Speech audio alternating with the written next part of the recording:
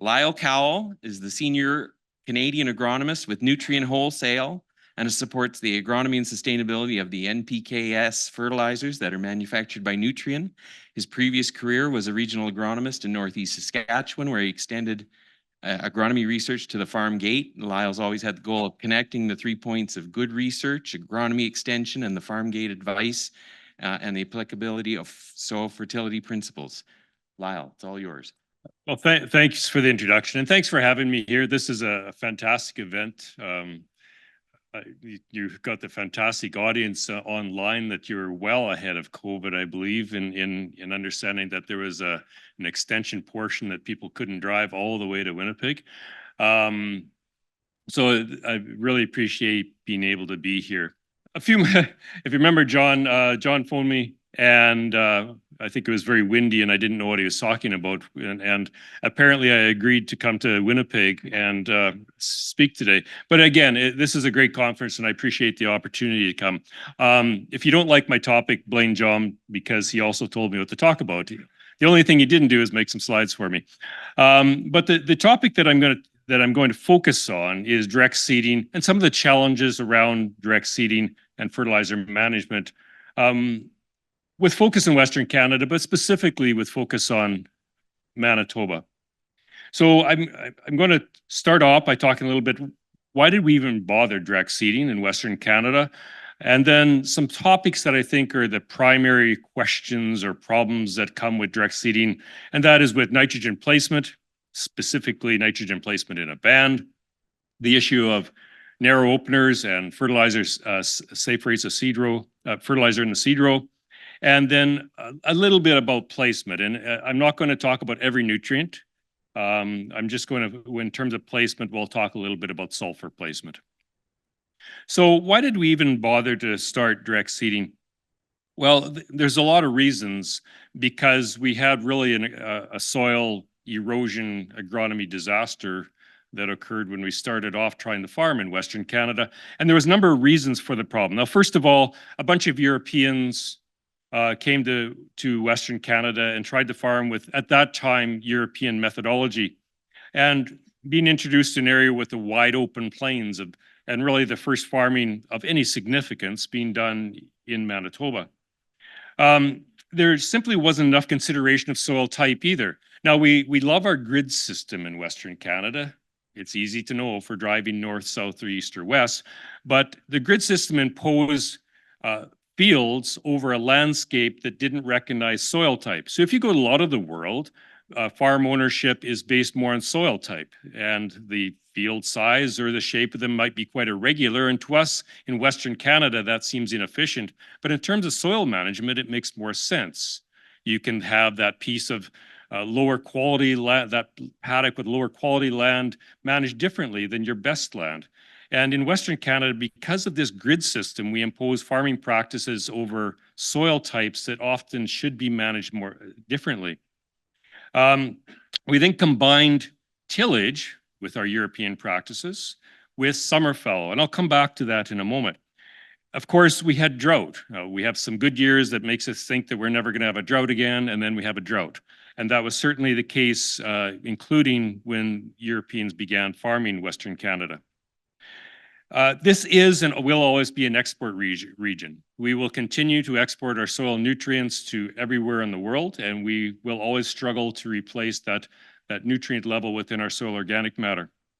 And over the course of time as well, our crops, we have introduced diversity within our crop rotations, but sometimes that's been with low residue crops like the pulses and the beans and flax, which do leave the soil a bit more bare and susceptible to erosion and decline. And probably more recently, a big impact has been the decline in the Western Canadian cattle herd and the loss of a lot of forages, often farming land that really should never be an arable land to start with, and losing that cover. And so we're sometimes seeing now new problems in terms of soil degradation because of the loss of forage cover. And this is not just a thing about Southwest Saskatchewan. It's not just a swift current thing.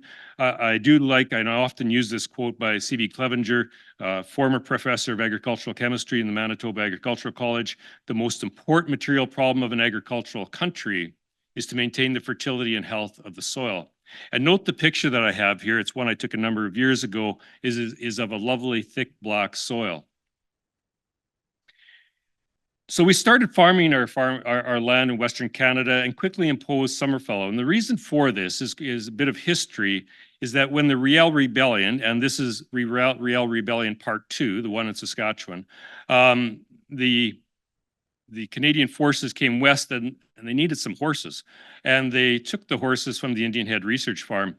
And it happened to be the case where they had to then fallow a lot of their land on the Indian Head Research Farm.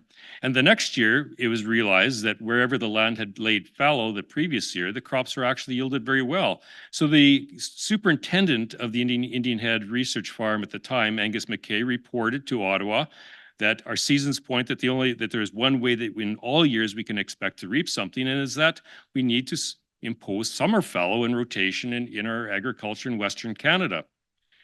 It didn't take long for Frank Schutt to realize this was a problem.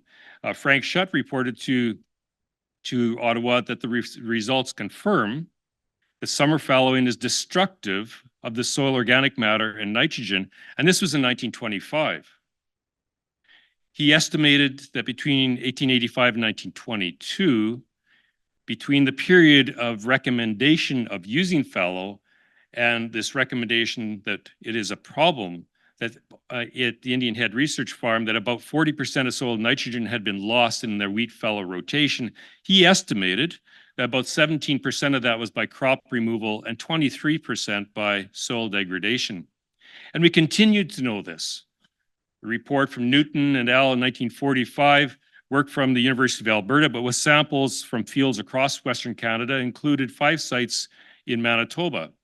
And this shows an example of the more you have, the more you will lose. The very rich soils of Manitoba lost more organic matter and more nutrients from the organic matter because of soil degradation than most other soils in Western Canada.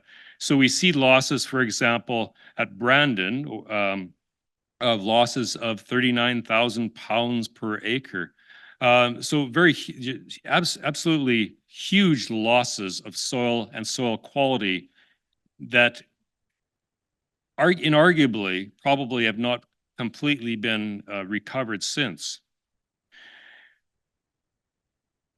We slowly improved, but where the real improvements and the real innovation occurred was in the 1980s and 1990s in terms of moving towards direct seeding.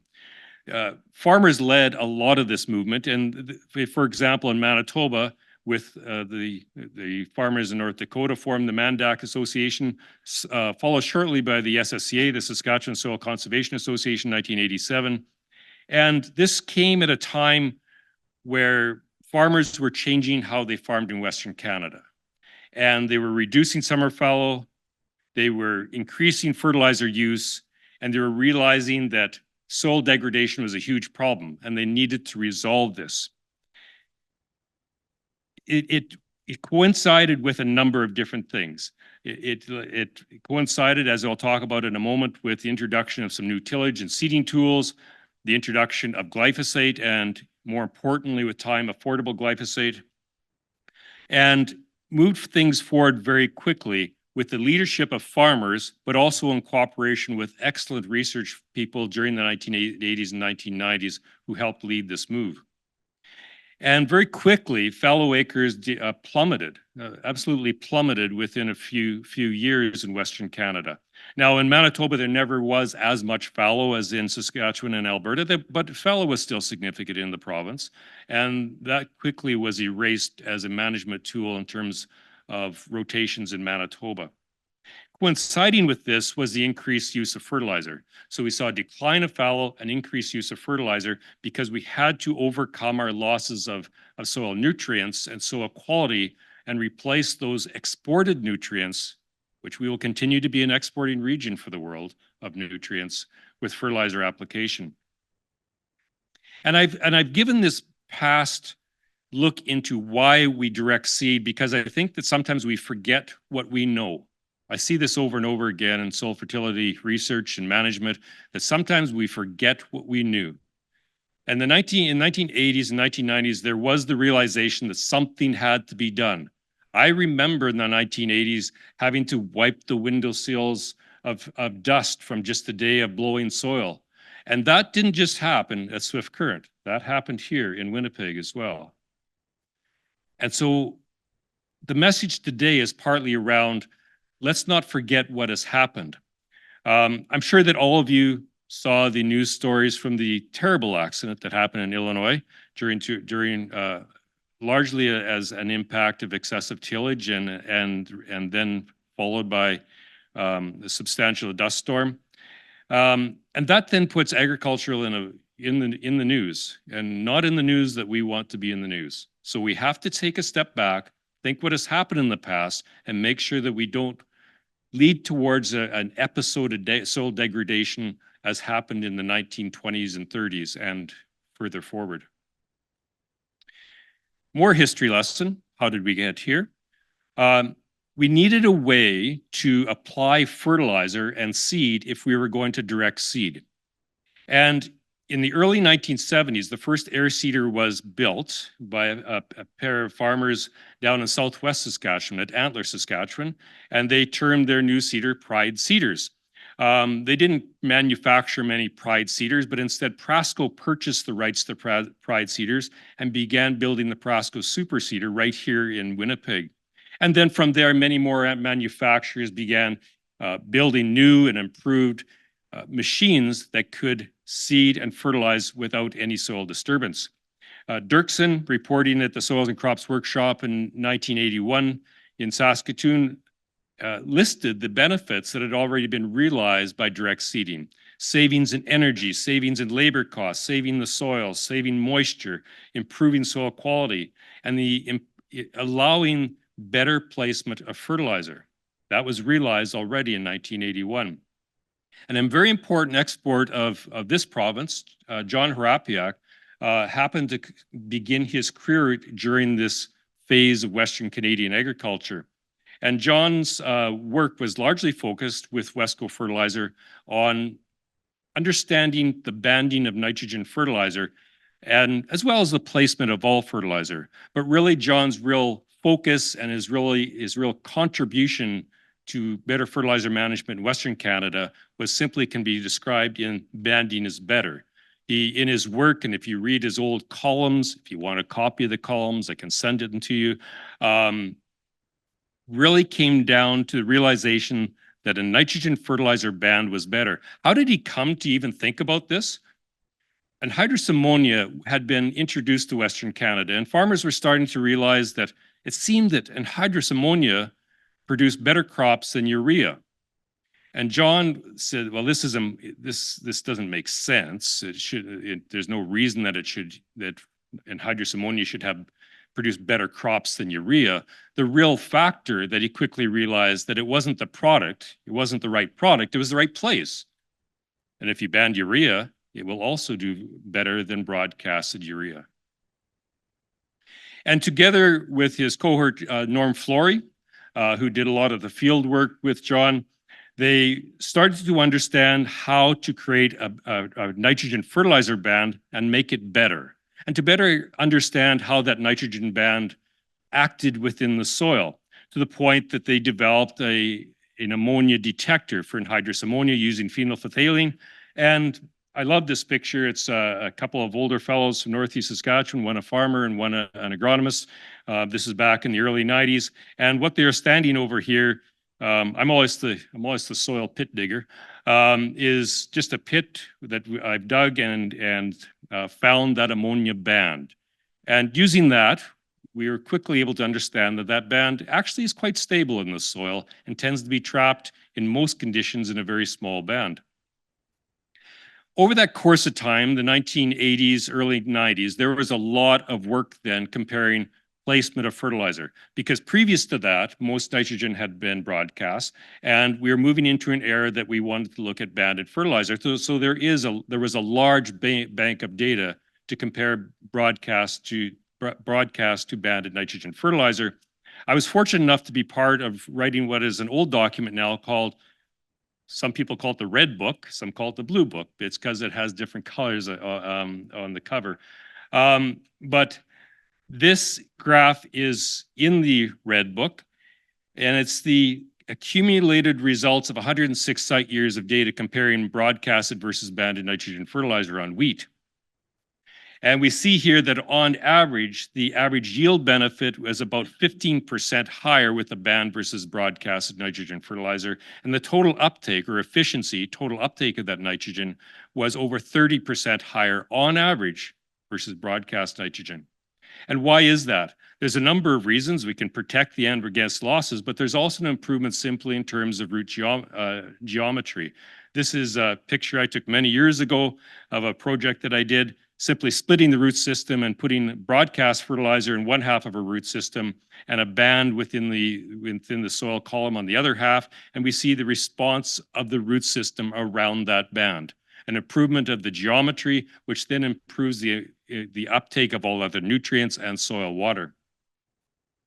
And banding, really the objective is to get more nitrogen into the plant. One of the reasons is to reduce gaseous losses.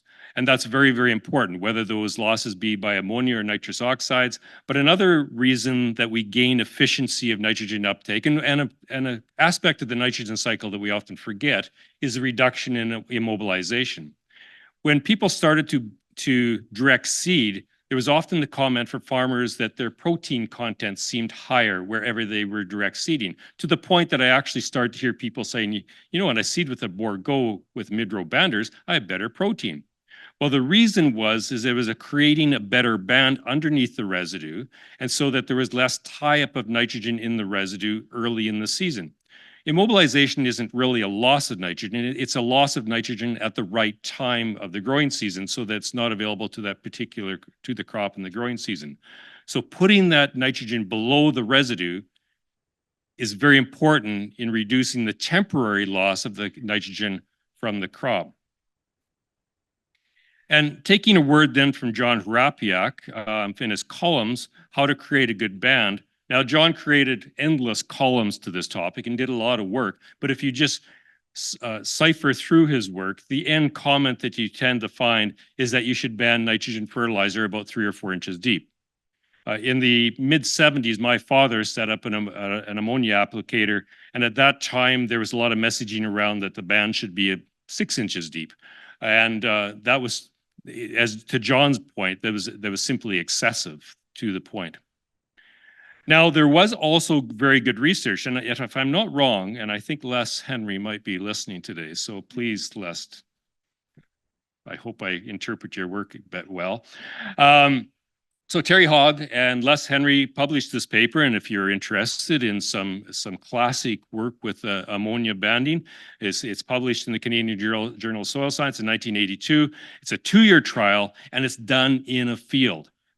Terry and Les went to fields that had recently had ammonia applied or nitrogen, actually ammonia applied, and sampled the bands behind the applicators and then dissected essentially the bands to understand how far the nitrogen moved away from the center of the point of application.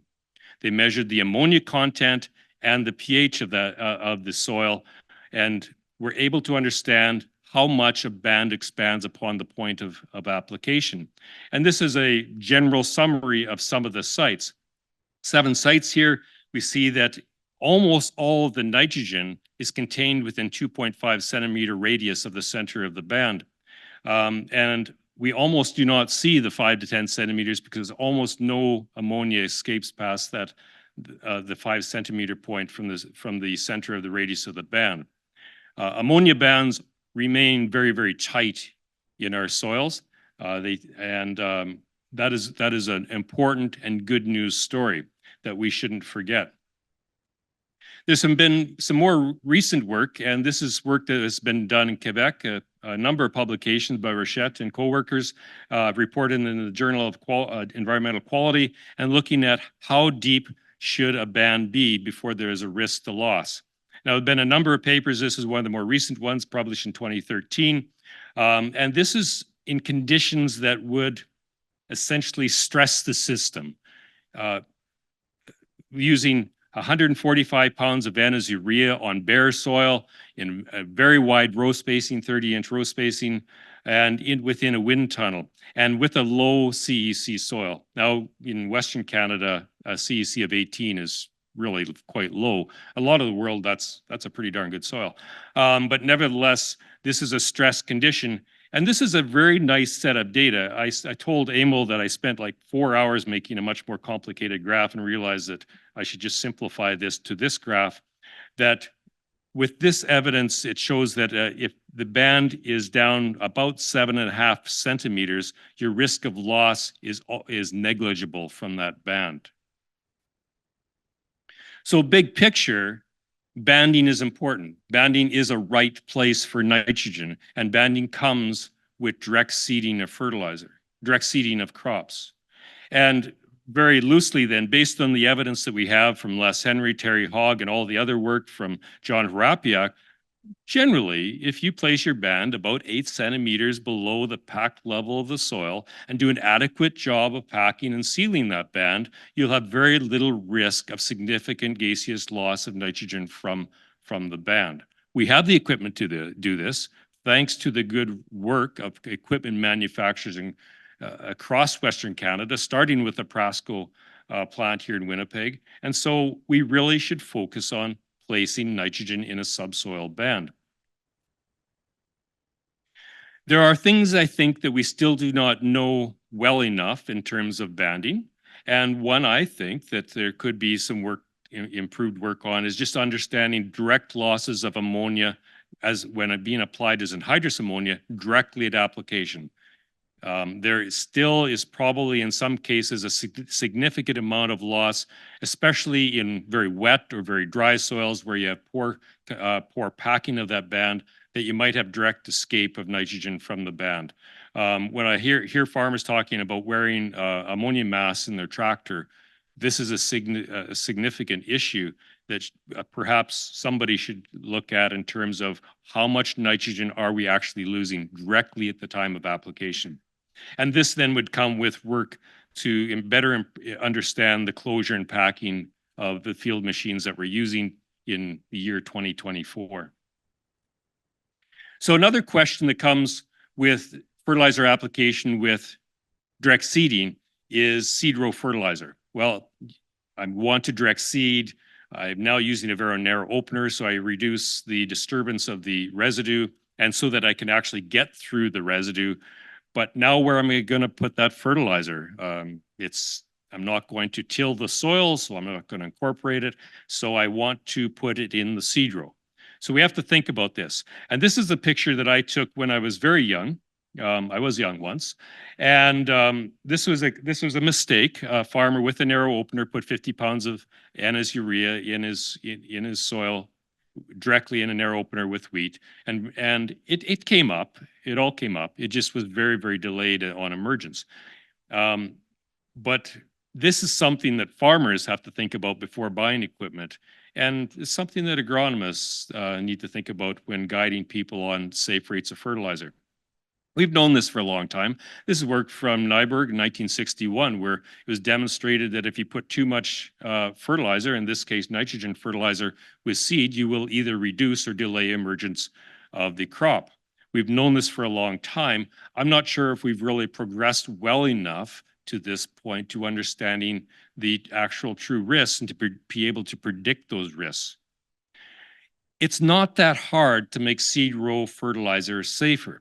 There's a number of things that you can do to make it to resolve this question.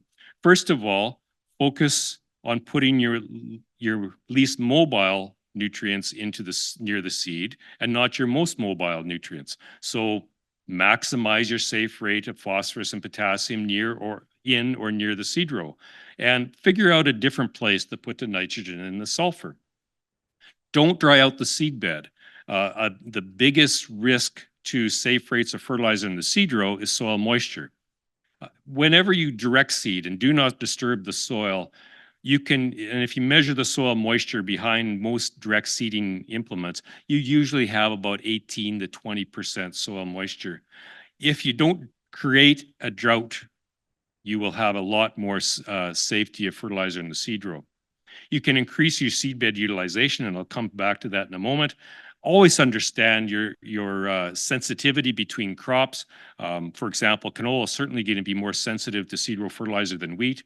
And in a lot of cases, we need to take a step back and manage fertilizer nutrients as a rotation, not as a crop. So for an example, if you're worried about having sufficient phosphorus with your canola, then apply more phosphorus with your wheat. These immobile nutrients like phosphorus and potassium can be managed within a rotation rather than within a crop. And also reduce crop stress. Any crop that is stressed will be more sensitive to excess fertilizer in the seed row. A note on salt index, because I think it's a misused term quite often in marketing, quite honest. Salt index is really it's a measure of solubility of fertilizers. It can be utilized to understand the risk of putting a fertilizer near seed and the resultant damage. But realistically, you want fertilizer in most cases that has a high salt index, because that is also an indication of good availability to the crop. So I wouldn't want to resolve safe rates of fertilizer in the seed row by picking a fertilizer that has a low salt index. That's just counter to what we're trying to do here. And beyond that, what really salt index means in terms of its potential injury to the crop will vary by so many things. It's going to vary by soil type, soil moisture, crop species, and so many other things that we shouldn't get hung up too much on salt index. Instead, we should look at other means. Now, we can look at improving seedbed utilization, for example. Use a wider opener. Everybody has switched to very, very narrow openers. But one way that we can resolve safety of fertilizer in the seed row is simply using a bit wider opener. This is just a diagram that would help visualize essentially the dilution of the fertilizer in the seed row by going from a 1-inch to a 2-inch opener. And sometime on your desk, you can glue fertilizer and seed to a piece of paper, just like I did. This is representing 30 pounds of phosphorus with 120 pounds of wheat seed on a 10-inch equivalent row spacing at a 3/4 inch opener or a 2-inch opener. Now, when you will have damage of a fertilizer prill to a seed is when that prill is right beside the seed, and it's very obvious that a 2-inch opener is going to have a tremendous more safety than a 3/4 inch opener. You can reduce the seed row spacing as well. So for example, going to a 6-inch spacing, having 80 shanks versus 40 shanks with a 12-inch opener, having less fertilizer and seed in each row will improve your seed row safety. Now, this is a tricky one because with direct seeding, we tend to want to have openers to be able to pass through the residue. So we can't get too narrow on our openers, and that's where we tend to be stuck in that range of about 9 or 10 inches in terms of shank spacings. Or in the end, you can simply put the fertilizer in a different band. There's side row banders, there's mid row banders. You can simply separate the fertilizer from the seed and overcome this risk in direct seeding of putting fertilizer in the seed row. There is the tool of using ESN in terms of improving safety of nitrogen in the seed row. This is just a field plot from last summer. On the left, we have the no nitrogen applied. On the right, we have 50 pounds of N with urea in a narrow opener with canola. And then right beside that, a 50-50 blend of urea with ESN, or 50 pounds of N as ESN. ESN as that physical barrier to protecting the prill and the seed in terms of safety can be an easy tool if you want to put nitrogen near or beside the seed row. The next question is often asked then, sulfur. Where am I going to put my sulfur if I'm not going to put it in the seed row? Well, it kind of comes down to product choices. Ammonium sulfate has a high salt index, and as Chris showed in his work, if you add ammonium sulfate to your phosphorus, you're probably going to increase your risk to seed row safety. So that is an issue. You have to understand that because ammonium sulfate has a very high salt index, because it is very highly available to the crop, it also imposes some risk to the seed. Now, elemental sulfur has has really no salt index. It's essentially not soluble. That itself is a problem. It's not immediately available to the crop. So can we find the right place in managing sulfur? Now, in terms of placements, in terms of response to sulfur, Adrian Johnston demonstrated many years ago in the mid-1990s that sulfur is very flexible in terms of availability and uptake by crops. He had these treatments represent a number of years, and this is on a high-risk soil, a gray wooded soil with low organic matter and only medium texture. If we see the light blue line, well, the first line is the without any fertilizer applied, with the light blue line being broadcast ammonium sulfate, the red line being banded ammonium sulfate, and then on the pink line is banded liquid sulfur. In the end, what this project demonstrated that whether you broadcast ammonium sulfate or band it, that the response and efficiency of uptake by the crop tends to be very similar.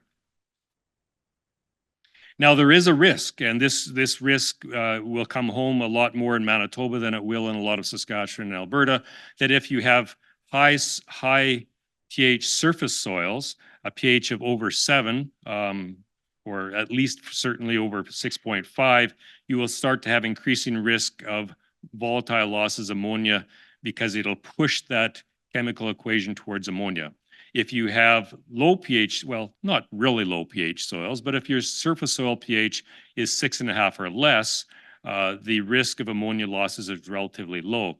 This represents, well, I specifically stole this diagram from a paper by Paulson and Dawson published in the British Society of Soil Science Proceedings as just a macro look at all research in terms of surface application of ammonium sulfate. So this is a bit of a heads up, I guess, especially for those of you who have calcareous surface soils, that there is a risk to surface application of ammonium sulfate.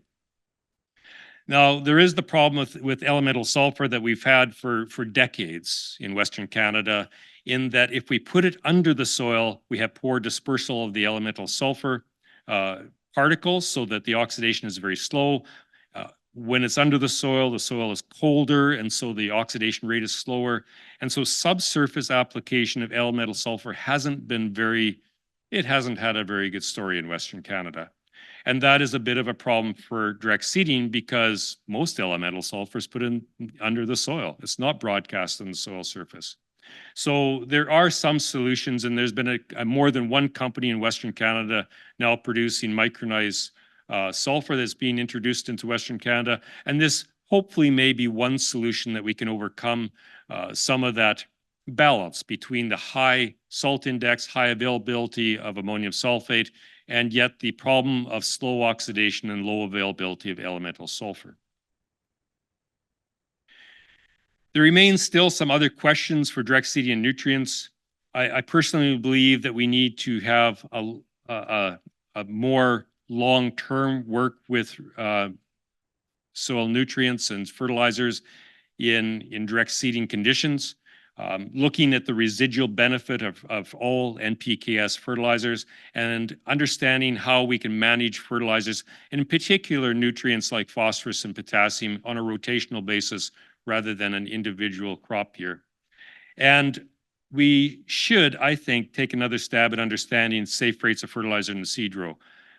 We probably could and probably should try find a way of quantifying and understanding and predicting the safe rates of fertilizer in the seed row by understanding the osmotic pressure created by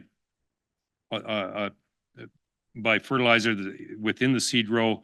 And I think that we could model this to some point to provide better understanding to agronomists in the field, to farmers in the field, so that they would better understand safe rates of fertilizer in the seed row. That's my slides. That's me with a hat on. And that is how you can call me or email me or follow me on X if you so choose. One more time, I want to thank you for having me here. It's always a pleasure to come to Manitoba and to meet a few folks out in the great province here. And we'll talk again. Don't run away yet. We've got time for questions. You have saved me from Tammy. You've put us back on time. So, That's the first time anyone's ever told me that. well, it's all good. You know, So I was warned that come to the John would mic. get Curtis is a very lucky man, right? I was warned that John would hit a gong or something like that if I went overtime. Yeah, so I actually trimmed a few slides out just for the sake of you, John.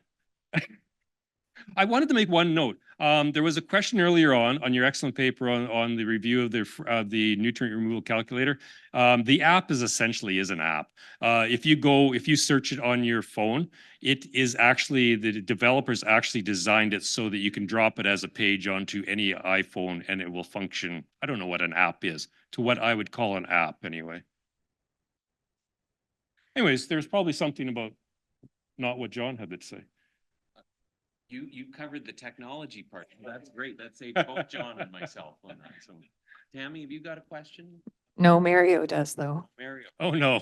He waited till I got back up there before he put his hand up. That's nice. Mary, I thought we had an agreement that you couldn't ask questions. It's easy for you. We've been doing quite a few trials. It's like over 12 of them now, with shallow banding versus deep banding with canola. And everybody asked, what's shallow banding? About 3/4 of an inch down. And we found the N2O emissions just jacked up Too high. with Yeah. that. But I recalled John Hurd saying he needed Lyle to come down here to fix the mess that I caused around banding. And do you guys just want to talk about it? yeah, do you want to, I'll just be an intermediary here. but I think it's fair enough. Could you comment on this, The shallow banding thing? the trend to shallow banding? Yeah, and we shouldn't do that. We have the equipment to put a band at a proper depth, and that proper depth is probably variable. But if a farmer phoned me at Tisdale, Saskatchewan, and I didn't know them, I would say, put your band 8 centimeters under the soil. Don't put it 2 inches under the soil. You spent $250,000 on that drill. If that thing can't create a better band, you should do something different. You know, we have the equipment. We've had the equipment for decades to do this right. So do it right. You have the equipment on the farm to do it right. So do it right. And then a band an inch or two deep isn't deep enough, because we know that there's going to be some vertical movement of that shank as well. So target 8 centimeters down and use your head and sort out where that band truly is. You should be able to see urea in the soil. And if you talk to someone nice, they might have an ammonia detection kit if you want to see where your ammonia band is. Or you can buy phenolphthalein on Amazon and do it yourself. But anyways, do it right. It's easy to do. Lyle, just wondering if you have any comments on sideband versus mid-row banding and safe rates and yield. Yeah, there's lots of comments. They're both, you know, I hid a slide to this topic actually, John. So there was, and if you reach out to me, I can share the slide and the paper. There was some fantastic work done in Saskatchewan in the late 1990s, where they compared anhydrous ammonia to urea. They compared mid-row banding to side banding. They compared over a number of rates and a number of crops at 4 sites for 3 years. You know what the only significant difference between all those differences was? Was that banding out of I think 11 out of 12 sites, banding out-yielded broadcasting. There was no significant difference, no consistent significant difference between side banding and mid-row banding in terms of nitrogen application. Some sites one was a little better, some sites another was a little different. The trial itself was led by a number of very good research people. I believe that the papers are probably summarized under Rena Lemke's work, but email that guy with the hat on and he will send you that information.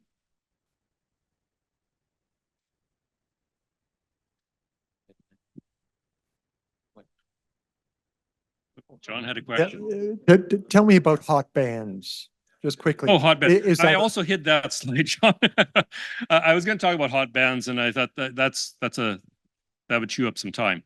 So, but hot bands, So there early on when we were banding and combining nitrogen and phosphorus, and this was largely work that was done by Wesco Fertilizers and John Hrapiak. I'm sure others did work, but John was very good at extending the work. And there's good evidence that applying a little bit of nitrogen with phosphorus will improve uptake, because phosphorus doesn't move very far. It might move a millimeter or two from that prill. So it doesn't really, and same thing with potassium, doesn't really stimulate rapid root growth. Whereas if you have some nitrogen with it, you will have a stimulation of the root growth, as I showed in the improved geometry of the root system. And just coincidentally, you have better phosphorus uptake. Now, you can get carried away with this. If you have too much nitrogen with your phosphorus, then you'll create the hot band, in which case there's too much nitrogen for the root to even penetrate into the center where the phosphorus is. I don't know if anybody, maybe you do, John, what that right combination of nitrogen and phosphorus is to create a beneficial relationship between the two nutrients versus a problem. But it wouldn't take a lot to start to exclude the roots away from the phosphorus. So that is a caution, that if you band your phosphorus with a high rate of nitrogen, you will exclude the root system from the phosphorus prill, uptake of phosphorus from those prills. Is that what you wanted me to say?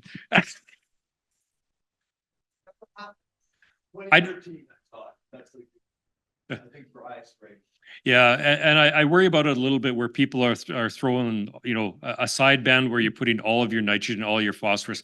Sometimes we have a hard time knowing, because we have done a pretty good job of managing residual phosphorus. So sometimes it's hard to detect that problem as well. Most of the time we're relying on last year's phosphorus anyway.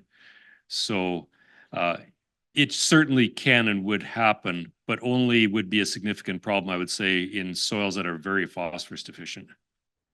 Is yours quick, Edgar? Well, supplemental, sorry, Edgar with Western Ag, supplemental to the last two questions.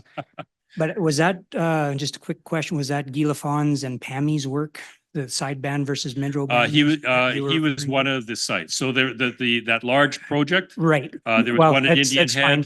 Head, Star City. It was actually at the Star City access road. I think Scott, and I'm not sure, it might have been signed off as Saskatoon or Swift. Anyways, yes, I that guess was one of them. My question is more, I guess, Sorry. with the new genetics, new yield potential. The conversation I have a lot more with my growers is that if the circumstances are there that we need to put a lot of nitrogen down to feed the potential, that the sideband can be the challenge, a little bit to what John was asking. Yeah. There's the hot band effect, but also just the potential for losses, thinking about the nitrous oxide emissions. Yeah. And so is there a percentage where you do a super U or ESN with urea in the sideband to protect root growth and reduce emissions? I'd be lying if I say I knew that answer. I know what your question is. It's a good question. And certainly there are conditions where, if you want to completely overcome the risk of nitrogen in a close sideband, then use the ESN. But at the same time, working for a company that sells ESN, you should never use 100% ESN in Western Canadian crops. So you don't want to exceed that by more than 30 to 50% anyway. So that you still have to think about, there still should be some non-ESN urea in that band. Beyond that, a farmer should know where the edge of their seed band is and the edge of their fertilizer band is. I've actually seen, we've got lots of time, right? I've seen more problems with people putting too much air on their airstream and blowing seed into the fertilizer band than I actually think I've ever seen a fertilizer moving into the seed band. That's something that in the end, you have to stop the tractor once in a while, dig a hole and see where your fertilizer and seed is.